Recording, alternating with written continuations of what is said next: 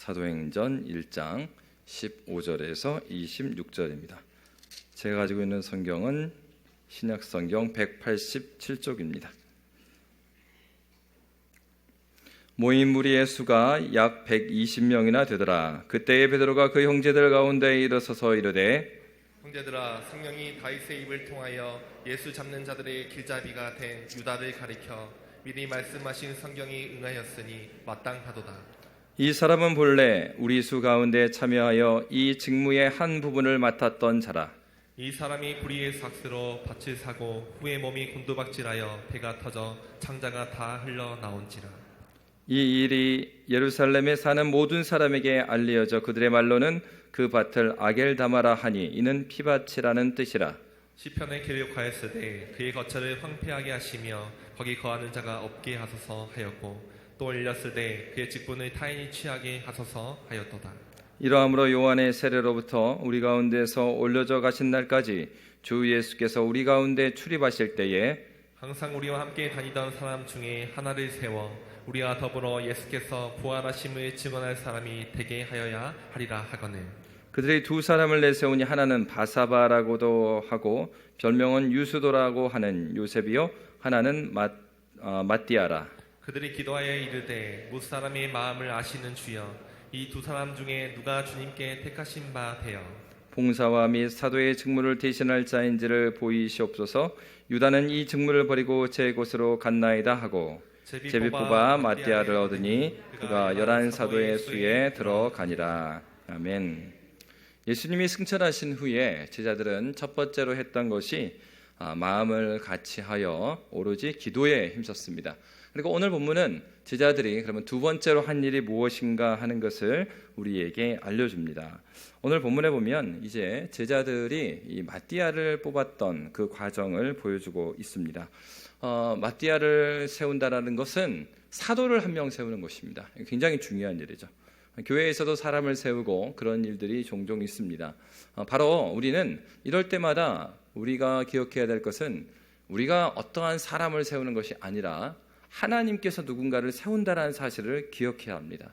그래서 오늘 본문을 우리가 볼 때는 어떠한 관점으로 보냐면 하나님께서, 그러니까 우리 입장에서는 하나님의 백성들이 하나님의 뜻을 분별할 때, 그러니까 하나님께서 어떻게 이끌어 주시고자 하는가, 하나님의 뜻을 바라볼 때 우리 사도들은 어떠한 과정을 통하여서 하나님의 뜻을 살펴보았는지 그 내용을 우리가 함께 보도록 하겠습니다. 오늘 말씀에 보면 15절에 이렇게 되어 있습니다. 15절 말씀 우리 함께 읽을까요? 함께 읽겠습니다. 모인 무리의 수가 약 120명이나 되더라. 그때에 베드로가 그 형제들 가운데 일어서서 이르되, 여러분 이제 제자들이 예루살렘에 가서 함께 모였습니다. 근데 그곳에 모인 사람들이 몇 명 있냐면 120명이나 됐다라고 했습니다. 누가는 그 모인 사람들을 어떻게 기록했냐면 그 형제들이다 이렇게 말했습니다. 그들이 이제는 그리스도 예수로 말미암아서 한 형제로 분류되고 있습니다. 그러니까 교회를 말하는 거죠.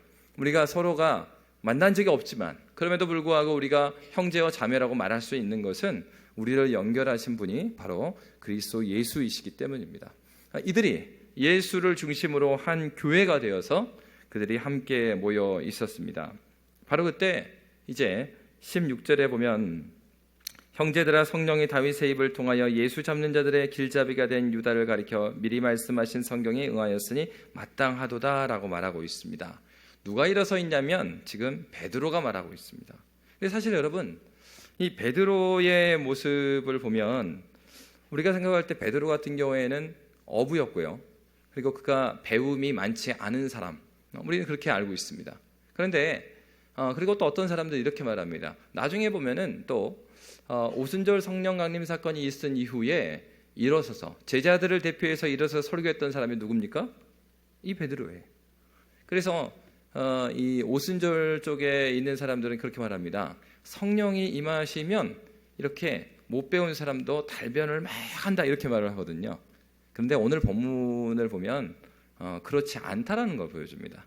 왜냐하면 1장에는 아직 성령께서 그들에게 임하시기 전 얘기입니다. 그럼에도 불구하고 베드로가 이 그 가룟 유다를 대신하는 사도를 세워야 되는 이유를 구약 성경을 들어서 설명을 하고 있어요. 그냥 막 기도하다가, 그러니까 오늘 본문 앞부분은 어떤 본문이었습니까? 마음을 같이하여 오로지 기도에 힘썼다고 그랬죠. 그러니까 기도를 막 하다가 어떤 무엇인가 성령의 큰 은혜를 받아서 지금 베드로가 말하는 게 아닙니다. 그거 오해하시면 안 돼요. 물론 하나님의 은혜 가운데 지금 말하고 있는 건 맞아요. 그런데 베드로의 그 말하고 있는 내용을 좀 살펴봐야 된다라는 거죠. 오늘 성경 우리가 읽었지만 이 성경을 보면 베드로는 그냥 자기 말로, 자기 논리로 말하고 있는 게 아닙니다. 앞에서 그 사도들이 뭐 했다고 그랬습니까? 오로지 기도에 힘썼다고 그랬죠. 그러면 여러분, 기도하는 가운데 정말 하나님의 인도하심을 따라서 기도할 때 일어나는 일은 하나님께서는 우리의 기도가 어디에 맞닿게 하시겠어요? 기도의 시작은 우리의 소원을 가지고 기도하는 경우가 많습니다. 근데 기도에 깊이 들어가면 들어갈수록 우리는 하나님의 뜻에 우리 생각이 맞춰져요. 기도를 열심히 했다라는 증거가 내 주장이 확고하게 고집이 세지는 게 아니고, 기도의 사람의 특징은 하나님 말씀 앞에서 나를 꺾는 일이 일어납니다. 그러니까 지금 제자들이 열심히 바르게 기도했다라는 증거는 뭐냐면, 오늘 본문에 베드로 사도가 막 기도하고 그러면서 하는 얘기가 우리 중에서 이 가룟 유다를 대신해서 사도를 뽑아야 되겠다는 근거를 20절에 보면 시편 말씀을 인용해서 말해요. 여러분, 정말 깊이 있는 기도는 우리를요, 성령께서 어디로 이끌어요? 하나님의 말씀으로 이끕니다. 우리가 원했고 소원했고 우리는 이 길로 가려고 기도 시작했습니다. 그런데 깊이 있는 기도 가운데 성령 하나님은 우리를 하나님의 말씀으로 이끌어갑니다. 바로 그 일이 지금 제자들에게 일어나고 있는 것이고 베드로에게 일어났습니다. 그런데요, 그렇게 하나님의 말씀을 가지고 생각했던 베드로가 오늘 본문에 보면, 사실 우리는 가룟 유다에 대해서 어떻게 생각합니까? 가룟 유다 여러분 어떤 사람이에요? 예수님을 배반한 사람입니다. 우리는 보통 그렇게 생각합니다.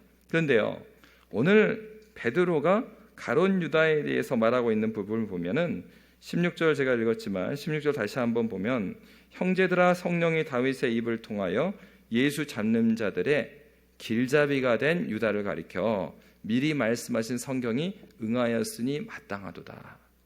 여러분, 가룟 유다에 대해서 베드로가 굉장히 중립적으로 말합니다. 어떻게 말했어요? 그가 길잡이였다, 배신자다, 이렇게 말하지 않았어요. 길잡이였는데 뒤에 부분을 가면 이게 뭐에 응한 거라고요? 미리 말씀하신 성경에 응한 일이다. 그러니까 우리가 일상적으로 생각할 때 우리의 판단과 우리의 분별력은 이 세상에 가지고 있는 상식일 경우가 많습니다. 사실 상식적으로 보면 어떤 거예요? 가룟 유다는 배신자가 맞죠. 그럼에도 불구하고 베드로는 그렇게 보지 않아요. 한편으로는 그런 면이 있죠. 그럼에도 불구하고 기도하는 가운데 베드로로 하여금 성령께서 구약의 말씀을 떠오르게 하신 거예요. 그래서 오늘 그 사도행전 1장 20절의 시편의 말씀은 그 인용해서 말하고 있는데, 시편 69편 26절하고 시편 109편 8절입니다. 누가복음에 봐도 어떻게 표현되어 있냐면, 죄송합니다, 제가 누가복음 뛰어넘어갔고, 누가복음 6장 16절에 보면 이렇게 되어 있습니다. 함께 읽겠습니다. 시작. 야고보의 아들 유다와 예수를 파는 자 될 가룟 유다라, 이렇게 되어 있죠. 근데 이거를 시편에서는 어떻게 그리고 있냐면, 시편 69편 26절 함께 읽겠습니다. 무릇 그들이 주께서 치신 자를 핍박하며 주께서 상하게 하신 자의 슬픔을 말하여 사오니. 그리고 시편 109편 8절 함께 읽습니다. 그의 연수를 짧게 하시며 그의 직분을 타인이 빼앗게 하시며. 바로 베드로가 하나님께 기도할 때 성령께서 베드로로 하여금 구약해 주셨던 말씀을 떠오르게 하시면서 바로 이 가룟 유다의 죽음을 해석해 주신 거죠. 그래서 어떻게 본 것입니까? 가룟 유다가 예수를 판 것을 잘한 게 분명히 아닙니다. 가룟 유다가 한 행위는 정말로 예수를 배반한 겁니다. 그러나 그는 그의 자유의지를 사용했어요. 그러나 그 자유의지는 선했습니까? 악했습니까? 그건 악한 겁니다. 이거 오해하시면 안 됩니다. 성경에 응하였다 그러니까 그러면 가룟 유다는 죄가 없네, 아닙니다. 가룟 유다는 자기의 악한 의지를 가지고 예수님을 팔았어요. 그럼에도 불구하고 인간의 그러한 악한 의지를 마음껏 사용해도 그것이 하나님의 뜻을 굽힐 수가 있습니까? 그럴 수 없죠. 악하게 그가 머리를 써서 예수님을 팔았음에도 불구하고 하나님의 그 구원 사역은 전혀 꺾이지 않습니다. 이렇게 가룟 유다가 예수님을 팔았음에도 불구하고 하나님께서는 바로 성경의 말씀이 응하게 하셨고, 그리고 베드로가 기도할 때 이것이 하나님의 허락하신 가운데 있는 이름을 깨닫게 하시면서 무엇을 또 보게 해주셨어요? 시편 109편 8절에 보니까 그의 연수를 짧게 함이시며 그의 직분을 타인이 빼앗게 하시며, 이 말씀을 보게 하는 거예요. 그래가지고 보면 사도 바울이요, 그 1장 사도행전 1장 17절에 보면은 이런 단어를 씁니다. 우리 함께 읽겠습니다. 1장 17절 읽습니다. 이 사람은 본래 우리 수 가운데 참여하여 이 직무의 한 부분을 맡았던 자라. 이렇게 말하지 않았어요. 여러분 보십시오. 가룟 유다가 그렇게 배신하더니 그렇게 자살해서 죽었습니다.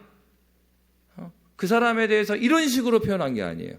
뭐라고 했냐면 그 사람이 어떤 일을 감당했다고요? 이 직무의 한 부분을 맡았던 자다. 지금 어떤 관점에서 보는 거예요? 이 직무가 어떤 직무인데요?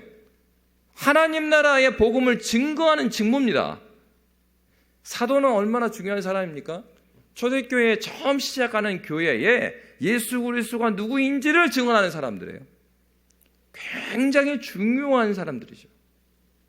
바로 그리스도 예수가 부활하심을 증거하는 증인으로서의 그 직무, 이 단어요, 디아코니아, 직무란, 그러니까 뒤에 보면은 나중에 그 디도서나 디모데전서 보면 직분자를 말할 때 이 단어, 그러니까 집사를 말할 때도 이 단어가 원어로는 같은 단어랍니다. 그러니까 어떤 관점에서 보고 있는 거예요? 무엇인가 직무적인 관점. 그러면 이 직무는 어디의 직무예요? 이 땅의 직무입니까? 하나님 나라의 구속의 관점에서의 직무로 보고 있는 겁니다. 그러니까 지금 베드로는요, 어떤 관점으로 가룟 유다의 죽음을 보고 있습니까? 하나님께서 첫사람 아담이 범죄했을 때 그들을 구원하시기로 약속한 그 원시적인 복음, 여인의 후손이 나타나서 뱀의 머리를 밟을 것이라는 이 심판과 저주가 끊기는 그 소망의 말씀, 이 언약의 말씀, 하나님의 구속의 역사의 관점으로 지금 이 가룟 유다의 죽음과 배신을 보고 있는 거예요.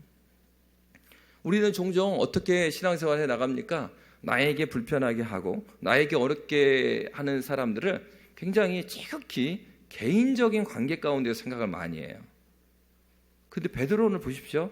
사실은 베드로 같은 경우에가 어떤 사람이었습니까? 예수님을 잡으러 왔을 때 누가 그걸 막았죠? 베드로가 막았습니다. 그러니까 베드로 입장에서는 누구보다도 가룟 유다가 엄청 미웠을 거예요. 그럼에도 불구하고 베드로는 가룟 유다를 그런 식으로 평하지 않습니다. 왜 그렇습니까? 지금 베드로는 우리에게 일어난 모든 일들을 하나님께서 우리를 구원하신 구원의 역사의 관점으로 보고 있는 겁니다. 우리 신앙생활 할 때요, 우리가 계속해서 생각을 고쳐먹어야 되는 것이 그것입니다. 나는 이 땅에 어쩌다 보니까 와 있는 게 아니라는 사실, 나는 이 광주에 어쩌다 보니까 살고 있는 것이 아니라는 사실, 나는 어쩌다 보니까 광주 양림교회에 다니고 있는 것이 아니라는 사실입니다. 여러분, 그리스도인들이 그렇게 생각하는 것은 하나님의 그 풍성한 지혜, 우리 하나님은 지혜가 무한하고 영원하고 불변하십니다.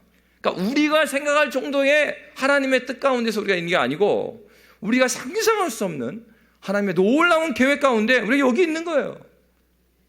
그게 하나님의 섭리를 믿는 사람들에게 고백이죠. 그렇기 때문에요, 그리스도인들은 내가 실력이 좀 딸릴 수 있습니다. 얼굴이 좀 잘생기지 못할 수 있어요. 그리고 무엇인가 잘 못할 수 있어요. 그럼에도 불구하고 그런 것으로 자기가 누구라고 생각하면 안 된다는 거예요. 우리의 진가는 누가 아십니까? 하나님이 아셔요. 하나님이 나를 여기에 보내셨어요. 왜 보내셨습니까? 그냥 어쩌다 보내셨어요? 아니요. 하나님의 그 구원의 일에 적극적으로 참여하는 주님의 몸된 지체로 불렀다고 그래요. 그러니까 여러분, 우리는 사명이 있는 사람들이에요. 소명, 부르심. 누가 불렀습니까? 하나님이 불렀어요. 그냥 부른 거예요? 우리에게 뭘 주셨어요? 사명을 주셨다고요. 이 세상에 빛과 소금이 되라라고 하지 않았고, 너희는 세상의 빛과 소금이다, 이렇게 말했어요. 여러분, 하나님께서 우리를 하나님의 구속의 역사 가운데 쓰시기 위해서 불렀다라는 이 사실을 기억해야 합니다. 그러면 어떻게 생각해야 되겠습니까? 우리가 우리의 삶을 볼 때, 우리의 관계를 볼 때, 다른 사람들을 볼 때, 자녀들을 볼 때 어떤 식으로 봐야 되겠어요? 하나님의 구속의 역사와 연결해서 생각해야 되는 거예요. 여기 양림동에 광주 양림교회가 있어야 되는 이유, 어디서 찾아야 됩니까? 어디서 찾아야 돼요? 하나님의 구속의 역사, 그 구속의 역사 가운데 유진별 선교사님을 보내셨어요. 그리고 역대 많은 신앙의 선배들 통해서 내가 여기 있는 것입니다. 왜요? 왜? 부활의 증인되라고 있는 거예요. 하나님의 분명한 목적 가운데 우리 여기 있는 것입니다. 그러니까요, 우리 가정이 여기 어쩌다 보니까 결혼해갖고 애기 낳고 있는 거예요? 아닙니다. 하나님의 역사에 주관되신 하나님과 나를 연결해서 계속 생각해야 돼요. 그러니까 우리 이제 중고등부 친구들도 뭐 대학이나 뭐 진로에 대해서 고민을 할 때 하나님께서 나를 어디에 쓰실 것인가? 좋은 회사 가기 위해서 대학 가는 게 아니고 하나님의 영광, 하나님의 정말 부르심 받은 자로, 사명자로 살기에 합당한 곳을 선택하는 것. 그게 신앙의 싸움이에요. 그러니까 이런 거 안 된다고. 나중에 네가 유명한 사람 돼가지고 영향력을 미치라고. 그때 되면요, 그런 열정이 다 식어버립니다. 왜요? 열정이라는 건 그 위치에 가서 생겨나는 것이 아니기 때문에 그래요. 지금 내가 하나님 앞에 충성하지 않은 사람이 어떻게 더 많은 것들을 줬을 때 그것을 감당할 수 있겠습니까?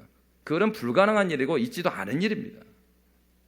여러분, 그러므로 우리는요, 초등학생이 됐던 유치부가 됐든 간에, 그리고 어른이 됐든 간에, 지금 현재적으로 하나님 앞에 내가 주님의 구속의 역사 가운데 잇대어 있는 삶을 살고 있는가를 물어봐야 돼요. 여러분의 인생은 어떤 의미가 있으십니까? 여러분의 오늘의 하루는 어떤 의미를 갖고 있으셨어요? 그러니까 우리는 이 예배 가운데 주님께 나올 때 계속 질문해야 되는 거예요. 그러니까 너 누구냐? 너 누구냐? 누구예요? 답을 하셔야죠. 너 누구냐? 그러면 뭐라 그래야 돼요? 그렇죠. 성도다. 이렇게. 그러니까 우리가 누구예요? 우리 성도예요, 성도. 거룩할 성. 그 쓰인다 했을 때 쓸 용은 저고, 여러분 또 거룩한 것에 쓰일 그릇으로 부르셨다고요. 그러면 계속해서 물어봐야 되는 거예요. 내가 이렇게 선택하는 것, 내가 이렇게 하는 것이 정말로 거룩하게 구별되어서 하나님 나라의 역사를 위해서 쓰임 받고 있는가? 이렇게 물어봐야 되는 거죠. 여러분, 베드로에게 일어난 일이 바로 이런 일입니다. 그러니까 부활하신 그리스도 예수를 만나고 나서 너희가 왜 하늘을 쳐다보고 있느냐? 하나님께서 예수께서 약속하신 바 그분을 기다려라. 천사가 말하니까 가서 모여서 기도한 거예요. 근데 기도하면서 뭘 깨닫습니까? 하나님께서 우리를 왜 부르셨는가? 지금 하나님의 구원의 역사가 어떤 흐름으로 가고 있는가? 이걸 보고 있는 것입니다. 그 가운데에 이 예루살렘에 모여있는 우리는 누군가? 이걸 본 거예요. 그 가운데 뭘 본 겁니까? 가룟 유다를 본 거예요. 그러니까 여러분, 그리스도인들이 세상을 바라보는 시각은요, 정치적으로 좌도우도 아니에요. 그리스도인들은 하나님의 구속의 역사적 관점에서 이 세상을 바라보는 것입니다. 하나님께서 어떻게 이 나라를 쓰고 계신가? 하나님께서 이 광주를 어떻게 사용하고 계신가? 하나님께서 어떻게 이 양림동을 사용하고 계신가? 하나님의 그 구속의 역사 가운데, 그 흐름 가운데 우리 교회는 있는 것인가? 하나님의 구속의 역사 가운데 우리 가정은 그 역사에 함께 가고 있는 것인가? 아니면 내가 원하는 따로 길을 가고 있는 것인가? 신자는 이러한 깊은 고민이 있어야 돼요. 그리고 그걸 가지고 하나님 앞에 살기 위해서 몸부림치며 살아가는 것이죠. 베드로 사도가 지금 말하고 있는 것은 바로 그것입니다. 가룟 유다의 죽음까지도 뭐라고 보고 있습니까? 그가 어떤 우리와 무슨 일에 동참한 사람이었어요? 이 직무에 함께한 자였다.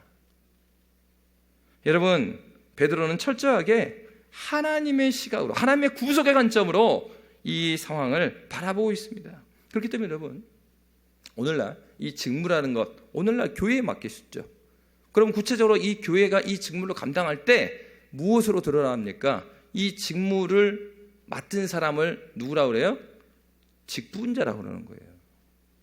집사, 권사, 장로, 목사, 이 사람들 직분자란 말이에요. 그러니까 우리가 진짜로 직분자로 서 있는가를 어느 기준으로 봐야 돼요? 하나님의 구속의 역사 가운데 구속의 관점으로 내가 그 일을 감당하고 있는가. 그래서 여러분, 이때 이제 조심해야 되는 게 이런 겁니다. 그래서 여러분, 지금 베드로는요, 개인적인 관계에서의 유다를 보고 있는 게 아니에요. 가룟 유다의 개인적 친분 상황에서 가룟 유다를 지금 바라보고 있지 않다고요. 제가 오랫동안 섬겼던 교회에 원래 청년으로 등록을 했습니다. 청년으로 등록을 해가지고 한 5년 후에 이제 그 사역을 시작했어요. 근데 그 교회는 제일 재밌는 게 이 본당이 여기 있으면은 저기 그 휴먼시아 정도의 교육관이 있었단 말이에요. 그러니까 이 전도사가 되면 청년들까지는 본당에서 막 이렇게 있다가 그 전도사가 되면 교회 학교가 저기 교육관에 있으니까 한 블록 정도 저 멀리 있죠. 그래가지고 전도사를 했던 때입니다. 전도사를 하고 있는데 이제 아이들이 오면은 엘리베이터 앞에서 아이들을 맞이하고 보내는 거, 인사를 막 하죠. 근데 어느 날이었어요. 그 학부모님이 애를 데리고 딱 왔습니다. 예배 끝나고 애를 보내주는데 그 학부모 중에 한 분이 이 엘리베이터를 타면서 그런 거예요. 아이고, 이 청년 교회 옮긴 줄 알았는데 여기 있었네. 막 그럴 거예요. 자기 아들 전도사인데 몰라요. 그러니까 청년인 줄 알고, 아이고 여기 있었어, 막 반말을 한 거예요. 그러고 나서 이제 엘리베이터가 샥 문을 잠깁니다. 이렇게. 그러니까 저도 그냥 인사하고 보내드렸죠. 근데 엘리베이터 잠긴 다음에 이렇게 내려가는데 아들의 소리가 들렸어요. 엄마, 전도사님이잖아. 제가 그 교회 청년부 출신이다 보니까 종종 그랬어요. 그래서 이제 실수를 막 하시는 거예요. 권사님도 그렇고 막 청년이었을 때 누구야 와서 이것 좀 해 막 그랬으니까 이게 전도사잖아요. 근데 한 번씩 반말을 하는 거예요. 야 와서 이것 좀 해 하다가 이러면 안 되지 막 이렇게 하면서 우리가 사람이기 때문에 관계 안에 살아가기 때문에 그런 일이 종종 있습니다. 그런데요, 베드로가 가룟 유다하고 3년이나 같이 보냈잖아요. 그런데 그런 개인적인 관계로 지금 부르고 있는 게 아니에요. 하나님의 직무의 관점에서 지금 이 얘기를 하고 있는 겁니다. 여러분, 그러니까 우리가 직분자들을 대할 때도 그래야 됩니다. 어제까지는 우리 가족이더라도 그렇다고 해서 가족끼리 막 이렇게 그러는 게 아니고 존중해 줘야 되는 거. 어떤 사람으로요? 하나님 나라의 지금 직무를 담당한 자로. 그래서 예전에는 청년이었으나 지금은 교육자면은 이 사람은 하나님의 구속의 일에 더욱더 적극적으로 참여하게 하나님께 세워진 사람이다. 그래서 여러분, 그게 어려운 거예요. 그 자기 모교회에서 교육자 하는 게 쉽지가 않습니다. 여러분, 우리 전사님도 있는데 존중해 주시기 바랍니다. 누구야 몇 번 들었어요. 여러분, 그러시면 안 됩니다. 하나님의 이 거룩한 구속의 역사를 지금 감당하는 자로 하나님께서 부르셨던 거예요. 여러분, 그렇습니다. 우리의 시각을 자꾸 어디로 맞춰져 가야 돼요? 하나님께서 지금 하나님의 구원의 일을 이 교회를 통하여서, 그리고 이 직분자들을 통하여서, 이 가정과 교회를 통하여서 지금 이루고 계신다. 가정으로 생각해 보면 가정은요, 또 하나의 하나님 나라의 기관입니다.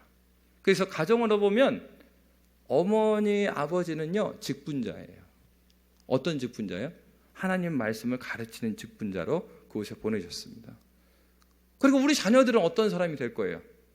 이 자녀들이 하나님 나라를 이 땅에 보여주는 자로 우리 가정에 보내주셨어요. 그러니까 어떻습니까? 이거를요 가정에서 굉장히 익숙하게 우리가 살아가지만 우리가 아들과 딸, 형제, 그리고 부모 관계 이렇게 살아가지만 한편으로 어떤 시각으로 봐야 됩니까? 하나님, 이 가정은 주님 나라, 하나님 나라를 보여주는 아주 이 세상을 변화시키는 아주 기초 생활 공동체. 가정이 없고 어떻게 교회가 있을 수 있습니까? 그죠? 가정이 너무 중요한 곳이에요. 그리고 부모는 그러한 직무를 받은 사람이에요. 가정의 직분자라고. 그러니까 자녀들에게 신앙 교육을 해나가고 이 신앙이 우리 대해서 끝나지 않도록 부모가 헌신적으로 섬겨놔야죠. 여러분, 이제 사도들은 어떻게 훈련받고 있습니까? 하나님의 구속의 관점으로 하나하나를 바라보는 훈련을 받고 있는 것입니다. 바로 이런 사람. 하나님의 눈으로 그리스도 예수의 시각으로 이 세상을 바라보고 그 시각을 가지고 몸부림치는 그 사람에게 그 사람이 무엇을 볼 수가 있어요? 하나님이 지금 바로 여기서 일하시는 것을 볼 수가 있는 겁니다. 그렇게 해석하지 않으면요, 안 보입니다. 안 보여요. 하나님 나라 관점으로 바라볼 때 지금 이 땅에 무슨 일이 일어나고 있는지, 하나님 나라의 관점으로 바라볼 때 지금 이 가정에 어떠한 일이 일어나고 있는지, 하나님 나라 관점으로 바라볼 때 이 교회에 무슨 일이 일어나고 있는지가 그게 보이는 겁니다. 여러분, 교회는 어떤 곳입니까? 구원의 방주라고 그랬죠. 이곳에서 그리스도 예수를 알고 회심하는 역사가 반복적으로 일어나야 되는 거예요. 교회를 위해서 기도할 때 여러분 이렇게 기도하셔야 되는 거죠. 구약에서 보면 아이를 못 낳는 것처럼 얼마나 어려운 일이 있었습니까? 한나도 정말 그 일 때문에 너무 고통스러워 하잖아요. 마치 그것과 같아요. 아이가 못 낳아서 정말 괴로워했던 것처럼 교회에 하나님께서 주신 새 생명이 없고, 여기서 말하는 새 생명은 응의 아이도 말하지만 응의 아이도 많아야죠. 하나님께서 그 교회에 새로운 식구들을 계속 보내주는 거예요. 구원에 이르기에 그리스도 예수를 알도록 주님을 알지 못했던 자가 그 교회로 나오고, 주님을 알지 못했던 자가 교회를 그냥 마당만 받고 다녔던 사람이 있는데 예배를 통하여서 이 사람이 변화되고 복음을 받아들이는 일들이, 바로 그것이 무엇입니까? 하나님께서 현재적으로 교회를 쓰고 계시는 거예요. 어디 일에? 이 구속의 일에 쓰고 있는 겁니다. 우리가 애통해야 되는 것은요, 다른 것이 아니에요. 우리 교회에 예수를 만나는 사람이 이제는 안 나오고 더 이상 하나님께서 새 가족 보내주시지도 않고, 그렇다면요, 우리 정말로 금식하면서 기도해야 됩니다. 왜요? 더 이상 하나님께서 이 교회를 사용하지 않기 때문에 그런 거예요. 그러면 그 얘기는 무슨 얘기입니까? 모여는 있지만 하나님의 구속사와는 아무 상관없는 그룹이다 이 말이에요. 그러니까 여러분 진정으로 기도해야 될 것은, 첫째, 뭘 위해서 기도했습니까? 예배를 위해서 기도하는 거예요. 하나님, 이 예배가 정말 주님을 만나는 간절한 자리 되게 해주십시오. 정말 하나님 아버지, 이 교회에 생명의 은혜를 허락하여 주셔서 하나님께서 하늘문을 열어주셔서 주의 말씀을 충만하게 입게 해주시고, 하나님 다시 그리스도 예수의 복음으로 뜨겁게 무장하여 하나님께서 보내신 삶의 현장에서 힘있게 살아가는 교회 되게 해달라고. 교회가 사는 것은 그것밖에 없습니다. 그러니까 여러분, 교회를 위해서 뭘 위해 기도해야 되겠어요? 우리가 마음을 모아서 하나님, 이 교회가 생명 낳는 교회 되게 해주십시오. 그러면 그걸 봐야 되겠죠. 정말 우리 교회는 한 영혼이 그리스도 예수의 말씀으로 변화되기에 특화되어 있는가? 왜? 그걸 위해서 부르심 받았으니까. 여러분, 정말로 교회는 그런 곳입니다. 사도들이 깨달은 것이 바로 이거예요. 그렇기 때문에 사도는 지금 한 명이 골이 났잖아요. 12명에서 한 명이 골이 났습니다. 이것은요, 이런 건 아니에요. 지금 한 명이 빠졌으니까 사람을 세운다는 개념은 아니에요. 왜냐하면 뒤에 보면은 사도 야고보가 순교를 당했지만 사도를 새로 세우지 않습니다. 근데 지금은 왜 세워야 된다고 생각했습니까? 이 12명이라는 것은 구약에서 12, 뭘 의미하죠? 12지파. 계시록에서 보면은 12가 나와요. 뭐 신천지는 14만 4천 명 그런 얘기 하잖아요. 14만 4천이 어떻게 나오냐면 14 곱하기 12 곱하기 12 곱하기 1000이란 말이에요. 그거는 상징적인 숫자예요. 신천지가 그 숫자가 이미 넘어버렸대요. 그래서 몇 년 전에 다시 시험 봤대. 거기에 합격한 사람 찾으려고. 웃기는 거죠, 이게. 12는 구약의 12지파, 신약에서는 12제자. 12지파와 12제자가 뭘 의미합니까? 하나님 나라의 백성을 의미해요. 교회예요, 교회. 하나님 나라 백성을 의미한다고요. 1000이라는 숫자는 무한히 많다 이런 뜻을 갖고 있단 말이에요. 그러니까 14만 4천 다른 숫자가 아니라 하나님 나라의 백성. 시간과 공간을 초월하여, 그러니까 여기 있는 우리 성도뿐만 아니라 지구 반대편에 있는 성도도, 그리고 과거에도 미래에도 하나님께서 부르실 그 모든 교회, 그 숫자가 14만 4천이에요. 바로 하나님께서 이 상징적으로 이 12제자를 세운 이유는 바로 이것입니다. 교회의 초석이 돼서 12지파의 기초로 세우시려고 하나님께서 12명을 세우셨던 겁니다. 그래서 이제 사도들이 12번째 다른 사도를 세우길 원합니다. 첫 번째 그들의 기준은 무엇이었습니까? 성경에서 이 사도를 세워야 된다는 것을 그들은 살펴봤습니다. 두 번째를 보면요, 이들이 왜 세워야 되는가라고 했을 때 그 조건을 이야기를 해요. 자, 21절 22절입니다. 우리 21절 22절 함께 읽도록 하겠습니다. 이러함으로 요한의 세례로부터 우리 가운데서 올려져 가신 날까지 주 예수께서 우리 가운데 출입하실 때에 항상 우리와 함께 다니던 사람 중에 하나를 세워 우리와 더불어 예수께서 부활하심을 증언할 사람이 되게 하여야 하리라 하거늘. 한 가지 조건은 무엇이냐면 시간적 조건이었어요.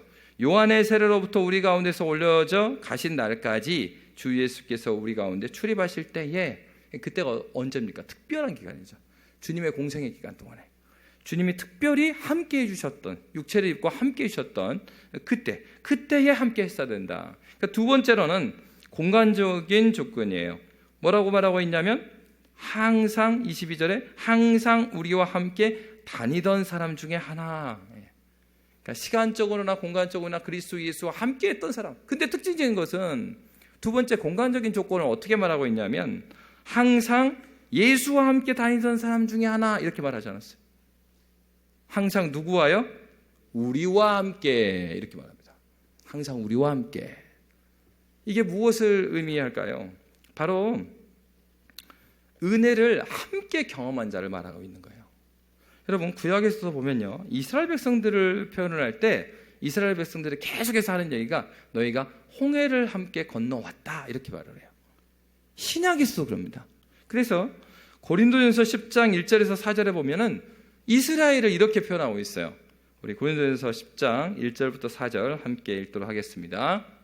저 밑에 보시면, 제가 먼저 읽으면 띄어지면 같이 읽을게요.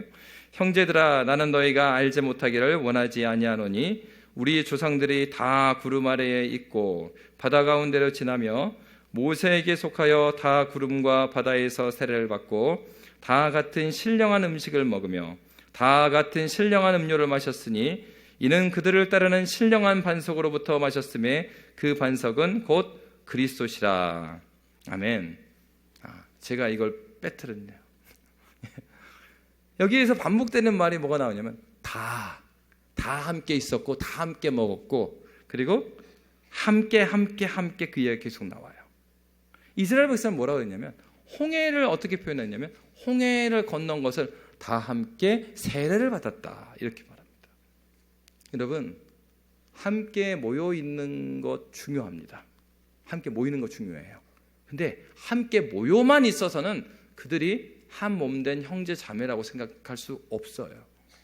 함께 있는데 무엇을 함께 경험해야 됩니까? 홍해를 건넌 게 뭡니까? 구원받은 거예요. 그러니까 하나님의 구원의 은혜를 함께 모여서 함께 은혜를 경험한 자. 그래서 성도가 누구라 했어요? 함께 은혜에 동참한 자다. 여러분, 교회가 한 몸으로 갈 수 있는 가장 핵심적인 일 중에 하나는 뭐냐면 은혜의 경험을 함께 공유하는 거예요.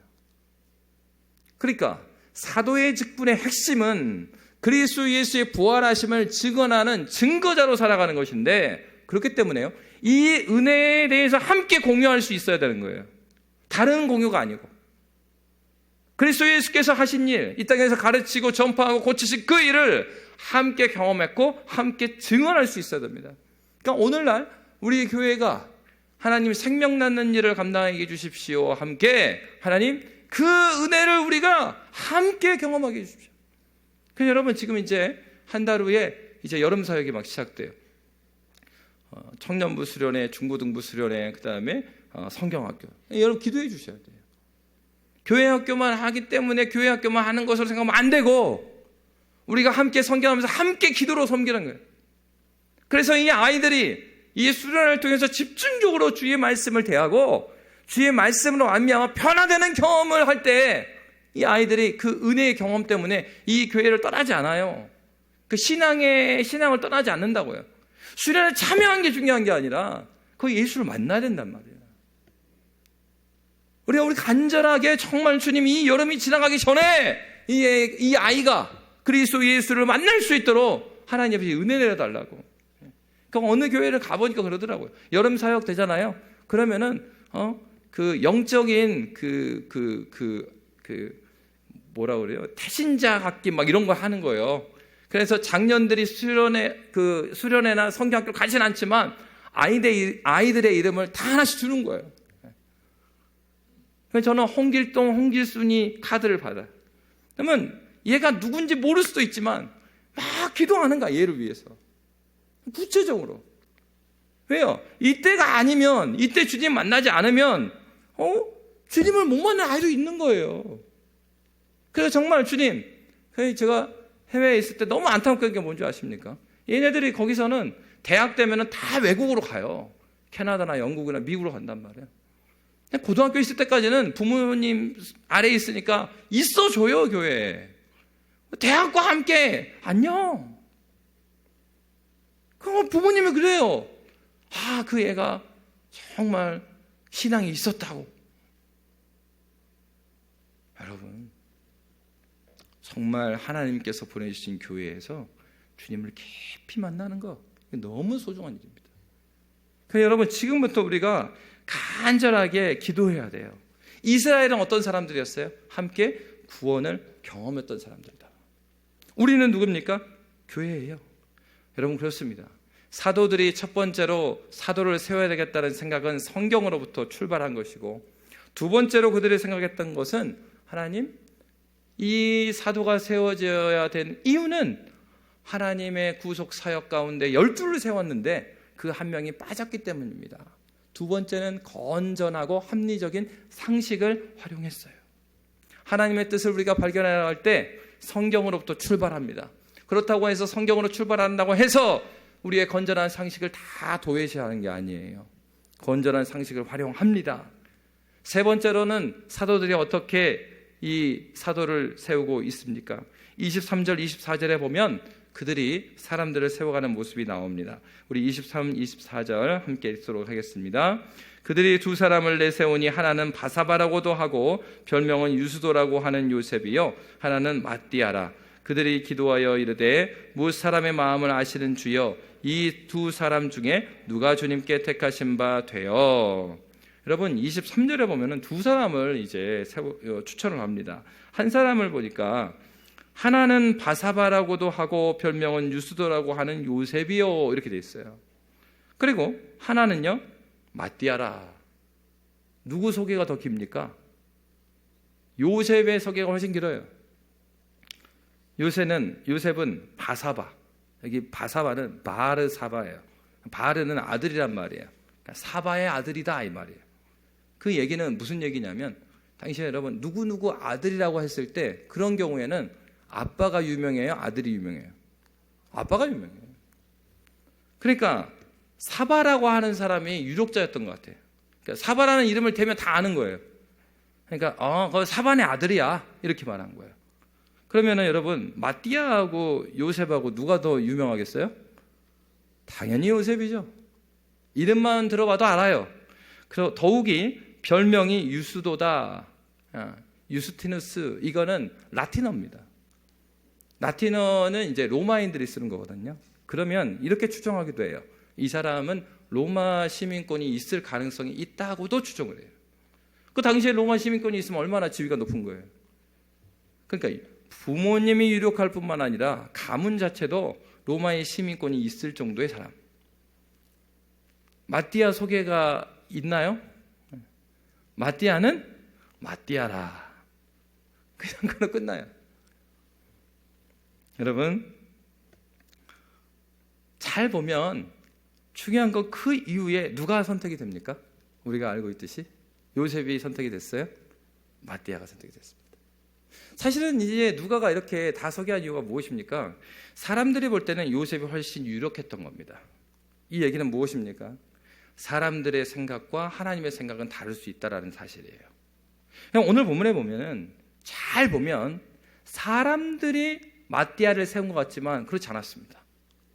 이들이 요셉과 마띠아를 추천을 한 다음에 그들이 뽑았어요? 아닙니다. 그 다음에 뭘 했죠? 24절 우리가 읽어보니까 그들이 뭐 했어요? 기도했습니다. 그들은 기도했어요. 그리고 그 다음에 뭘 했어요? 제비 26절 말씀.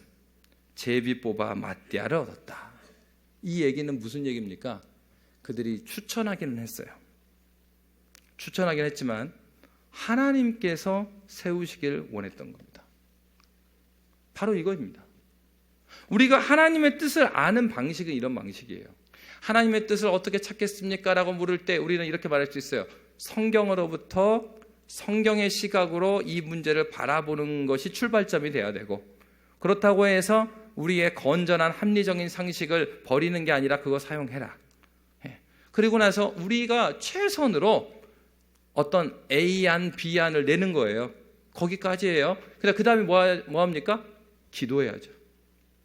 그리고 나서 하나님, 주님께서 결정해 주십시오 하고 주님께 내어드리는 겁니다. 우리가 이 한 4번째까지 잘해요. 근데 마지막에서 이러이러하기 때문에 이게 더 합리적이니까 이걸로 결정합시다. 그렇게 안 했다고. 하나님의 뜻이 무엇인지를 기다렸어요. 여기에 이 이유에 보면 성령이 오순절 성령감리 사건을 통하여서 임하셨을 때 그들이 이때는 제비를 뽑는데 그 이후에는 제비 뽑기 안 합니다. 안 나와요. 그 이후에는 뭘 한 겁니까? 사도들이 함께 의논하여서 합의를 끌어내요.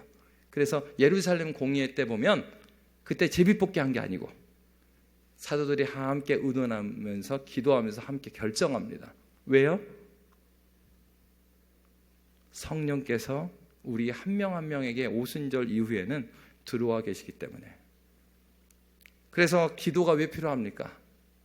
우리의 상식과 우리의 의견들이 하나님의 뜻을 굽히지 않고 우리가 의견을 모았지만 기도하는 가운데 하나님의 뜻이 어디 있는지를 깨달을 수 있도록 해주십시오.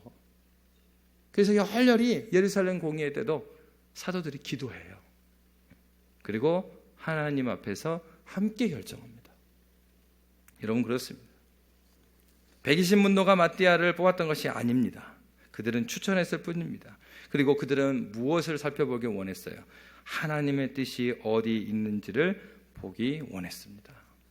여러분, 교회는 이런 면에서 항상 기도하면서 하나님의 뜻을 바라보는 것입니다. 어떤 사람을 세울 때도 내가 뽑은 사람이 아니고요. 그때조차도 어떻게 해석해야 되는 겁니까? 하나님의 뜻이 어디 있는지를 살펴보고 있는 거예요. 여러분, 교회의 시작은 이렇게 시작되었습니다. 이들은 어떤 사람이었습니까? 비겁한 사람들이었어요. 부활하신 예수를 만나기 전에 이들은 정말 답답한 사람들이었어요. 예수님께서 하나님 나라를 증거해도 그걸 깨닫지 못한 사람들이었습니다. 그러나 그들이 부활하신 예수 그리스도를 만나고 복음을 깨닫자 세상을 바라보는 시각이 바뀝니다. 그리고 하나님 앞에서 기다릴 줄 아는 사람이 되었습니다. 그리고 내가 모든 것을 끝을 내는 사람이 아니라 하나님께 올려다 드릴 줄 아는 사람이 되었습니다. 여러분, 교회는 마음을 함께하여 오로지 기도에 힘써야 합니다. 지금도 하나님께서 기도하는 자를 부르고 계시고, 그리고 하나님께서 천국 잔치를 지금 예배하고 계시잖아요. 이 여름 사역 가운데 하나님, 우리 아이들에게 생명을 허락하여 주십시오. 그리고 하나님 아버지 세대의 세대를 이루어서 하나님을 마음껏 찬양하고 하나님께 예배하고 하나님으로 기뻐하는 믿음의 교회가 될 수 있도록 주님께서 우리를 인도하여 달라고, 우리가 주님께 더욱더 나아가는 믿음의 교회 되시기를 주의 이름으로 빕니다. 함께 기도하겠습니다.